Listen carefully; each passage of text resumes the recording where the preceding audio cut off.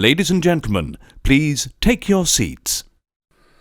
You know, the funny stories in life can come from some pretty simple places, and if you're within the sound of my voice, that must mean you are in the seats with once more. As always, my name is Dave Voigt, and I'm the host of this podcast where we sit down with a wide-ranging variety of industry professionals, and we pick their brain about current projects, state of the industry, how they got started, and so very much more in a light and in a conversational fashion. And, if you like how we do things around here, I'm going to assume that you do because you're listening to the podcast right now. You can subscribe to the podcast. Give us that old 5-star rating and like and subscribe.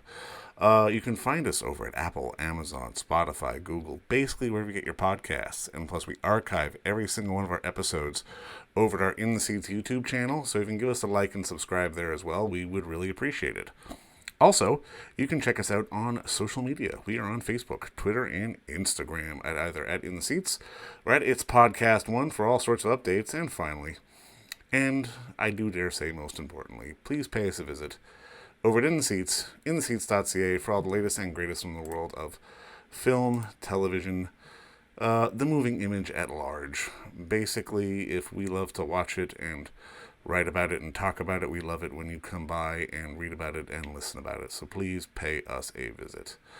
On this episode, we're plugging a little bit of CanCon, a little bit of homegrown talent. And we're talking about the film Wharf Rats, which is coming on to video-on-demand platforms and iTunes today. And it's the story of Hughie Hackett, who has spent his life doing as little as he possibly could without actually doing anything at all, squandering his potential. And everyone's frustrated, but he's frustrated too. He's frustrated that his Uncle Angus, who is known as the best Hackett fisherman in town, which was a reputation he built through sabotage and a few other nefarious means, is about to sell off the family fishing company. But Hughie is determined to get his family legacy, and he forms a misguided plan to represent that a simple-minded man that stumbles into town is actually his long-lost brother and the key to his late father's will. A lot of good laughs, a lot of hilarity. It was part of the Telefilm Talent Fund Project, and we had the unique pleasure of sitting down with director and co-producer Jason Arsenault, as well as his co-producer Jenna MacMillian, to talk about the origins of the story, the making of the film, and so very much more. But check out Wharf Rats on video-on-demand platforms today, but check out our talk right now with Jason and Jenna, because it's a good one. Obviously, first off, I just want to say thank you both for the time today. Really appreciate it. Yeah, no problem. Now, obviously, congratulations on Wharf Rats, man. It's a hell of a lot of fun, but I guess my first question is, walk me through the origin of the story. Yeah, so it actually has a fairly long origin. It's started, I think, maybe in the summer of 2013 or 14.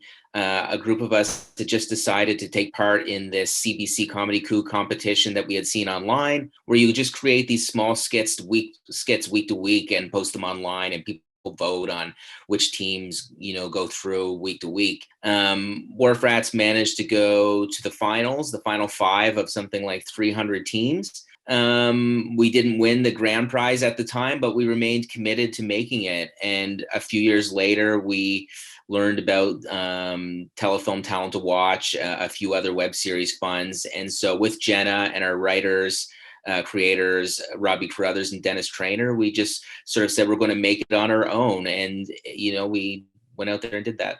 Fantastic. No, obviously, when you're putting together something like this, do you already have a location in mind? Walk me through sort of the logistics of finding where you want to shoot and how you want to shoot. Because, obviously, with a comedy like this, you're going to have a very specific idea of where you want the town to be or what you want it to look like. Yeah, I think this more than anything else started with the location. So when we were putting together the initial sketches, the idea was, how can we really make it feel like its own world, and how can we visually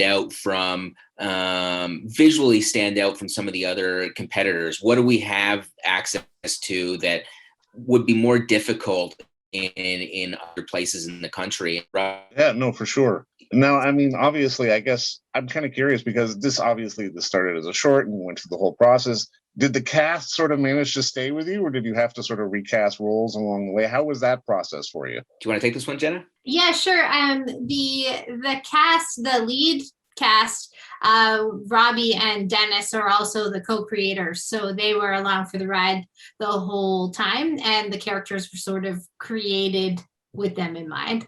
And then in terms of everyone else, we went through, we did the casting ourselves because of the budget level. We did explore casting directors, but realized that it was probably in our best interest just to do it ourselves. And yeah, so we just ended up finding some really amazing gems through project actors we had worked with before, like Jonathan Torrance and Susan Kent.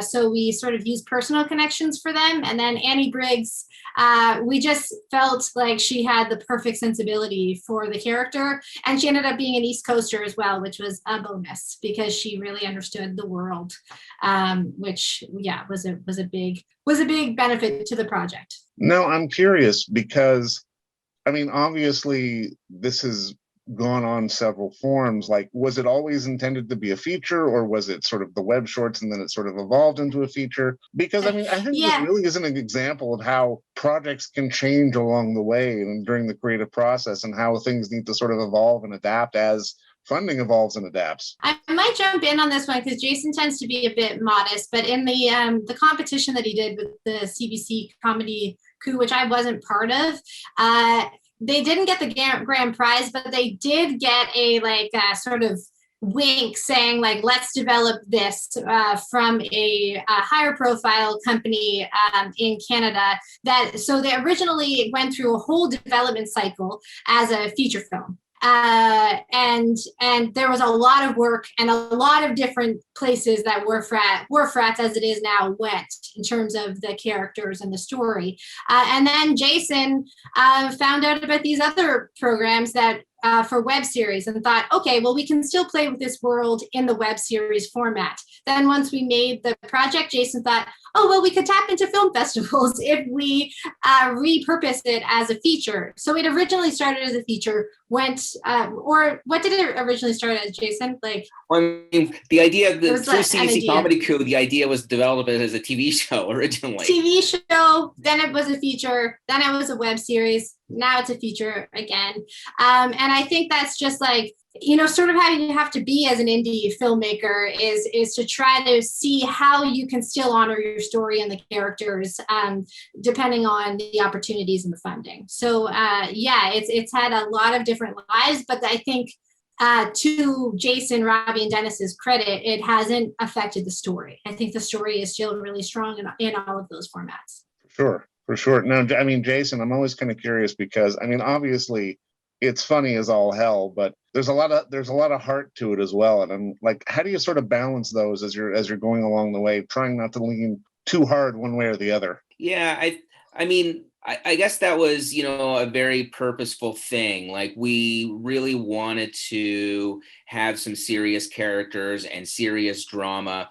When you're developing a web series, part of it is trying to figure out also what lengths your episodes are going to be. And if we had aired on the side of, shorter episodes, it probably would have been just more punchy jokes and less drama. And so in order to sort of try to balance that, we ended up, thinking of 10, 15-minute episodes, a little closer to more traditional television. And we tried to make sure that we had one or two funny scenes per episode, but we also tried to make sure that we had one or two moments of real drama in each of the episodes as well. Now, I mean, how do you keep a straight face when you're shooting like this? I mean, and when you're leading a team like this, I've got to imagine you've got to sort of be the anchor of the ship, as it were, to keep everyone sort of on the straight and narrow. How do you sort of manage your set, especially when you're throwing jokes left, right, and center in a show like this? Yeah, well, luckily, there was a lot of really funny improvising for sure by, some of the great actors that we had in there. Jenna mentioned Jonathan Torrance and Susan Kent. But at the same time, the script had a lot of funny stuff originally in it. And so on set, it sort of felt like because it was a small budget, we had very little time. So we stuck to the script as much as we could. So it was funny, but, we kind of just kept moving along. We recognized how tight things were, I suppose. No, I mean, obviously for both of you, this has been a long-term labor of love. And, you can start into one project hoping for one thing, and then you may get some surprises along the way once everything's done and finished. I'm kind of curious from both your perspectives. Now that you're at the tail end of all this, is there anything in the whole process that maybe surprised you along the way? Yeah, a lot of things. Well, I mean, COVID is obviously wasn't ideal. We finished it in, we had it technically done March 2020. So it was like, okay, what do we do? So that was unexpected, but that's something that I think everyone, in this industry understands. I think otherwise, I would say that the shooting in the community of Restico, which is Split Lip Cove, Jason kind of alluded to this a little bit, that we had this town in mind when the guys were writing, but just the generosity and I don't know, that town was incredibly welcoming of us, and it was sort of at a time when there wasn't a lot of filmmaking happening. So I think that experience is pretty cool, and it's amazing to me how much production value watching it later we got. It kind of looked like a town that we had built for this show, but that's just how the town was. And and our production designer Ryan Vesey added whatever wasn't there. So I think those are the little things that we kind of strike me when I'm watching it again, is just how perfect that town was, and how cool it was. We had the chance to shoot there. Jason, what about you? Jason, you probably have a lot of surprises. Well, I think maybe the surprise, or maybe the lesson that I took most from it, is that we just had a little tiny idea, and in the beginning there was 3 of us or 4 of us with a camera, a little DSLR camera, and we didn't know it could become anything, and we didn't know it would ever end up being distributed by a company like Level. We just went out and made something ridiculous, not really thinking too much about it, but that opened doors. And then we kind of kicked the can a little further down the road, and then that opened doors. And so I guess as a filmmaker, you always have these big projects that you really want to focus on, your big dreams, but sometimes just getting out and doing something small and not worrying too much about what it can become is the best way to build something. I love that. Just get out there and do it. And I mean, it's one of those things that is so important and tends to be forgotten as well. And just to start putting a bow on this, I'm kind of curious from both your perspectives, because obviously you're both storytellers in your own rights. And I always like to find out, what are the stories that, when in the younger years, that sort of had the light bulb go off for you and maybe you want to get into this business? Jeez, that's a hard one. That's a hard question. Yeah, I don't know if there was ever, I mean, I guess if I go back to being a kid and having a favorite movie, I really loved Raising Arizona, how wacky and colorful It was. And I actually go back to that movie a lot for when we were shooting Wharf Rats, the missing baby, various things, some of the fight scenes that you see in it. So for me, that was sort of one of the first really silly, wacky movies that I remember feeling really attached to. And I used it a lot. I love it. How about you, Jenna? The first movie that comes to my mind is The Godfather. It's so this little girl in Charlottetown. I think I was 15 when I watched The Godfather, and it was a whole world I had not even considered, and it was one of those times for the first time that I felt completely swept up in something. I don't go back to it. I guess it's still one of those ones that echoes in my mind. And then going into film school, we did a whole masterclass session on The Godfather, so it was kind of neat in that way for the continuity. But I think that was the first time that I felt like I had been completely dropped into a world that I never would have seen otherwise. Well, you know what, Jason, Jenna, thank you for dropping us into a world that, well, I mean, I've been to the East Coast, but maybe some people would never have, and they would never see otherwise. But it's a hell of a lot of fun, and this was a hell of a lot of fun. And thank you for the time. I really appreciate it. Thanks so much, David. And don't forget to visit our friends over at Bay Street Video for all your DVD, Blu-ray rental, or purchasing needs this summer, as they are still open for curbside and some mailing delivery as well. Over at 1172 Bay Street, Toronto, Ontario, Canada, you can give them a call at 416-964-9088. That's 416-964-9088.